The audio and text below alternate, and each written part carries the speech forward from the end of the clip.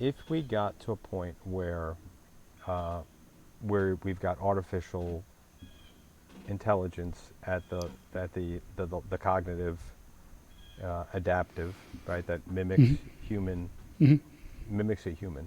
Right. We know that many humans are good, but we know there are some obviously very evil humans. Right. What would prevent, cognitive AI from becoming evil? Yes, a very important question, and one I've definitely thought a lot about. In fact, a lot of the research that I did was also in philosophy and ethics, and really understanding what is right or wrong, and how do we know right from wrong, or how should we know, or how can an AI know? Will an AI have free will? Will it be conscious?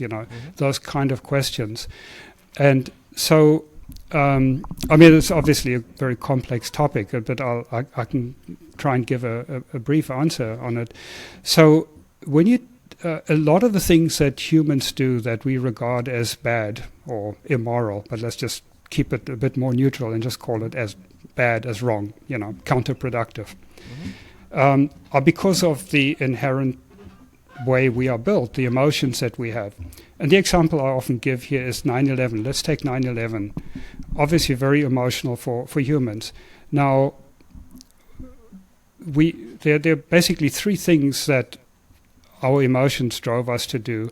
The one is an emotional response. We've got to hit out. We've got to get back at somebody, So, we've got to hit somebody. So, and Iraq was there, Afghanistan was there, so let's hit out. Anyway, that was just kind of an emotional response. The second thing is we tend to work with limited information because we're not that good at gathering information. It takes a lot of work to gather information. So weapons of mass destruction, good, sounds checkbox, yes, sounds like a good enough thing. We're not really that good at asking questions about, well, did that actually make sense, And the third thing related to that is we are just not very good at thinking, at reasoning things through. Saying, will this action actually give us the kind of results? Is it likely to lead to the results we want?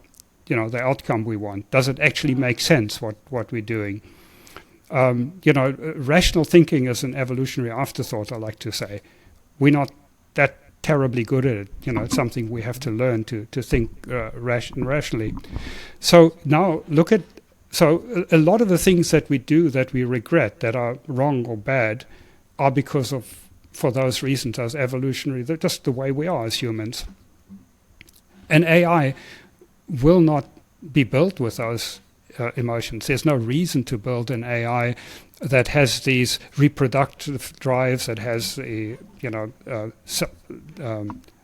survival and reproductive drives and emotions related to that.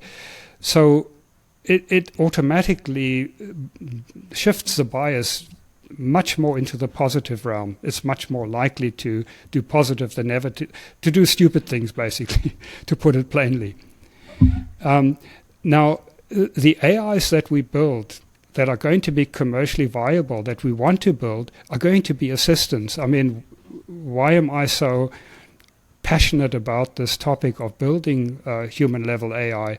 I see a world where we have AIs that can be PhD-level researchers. Imagine training up one AI as a PhD-level cancer researcher, making 1 million copies of that.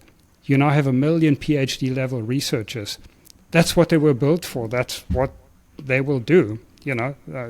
Why would they? What drive would they have to want to take over the world or do anything else?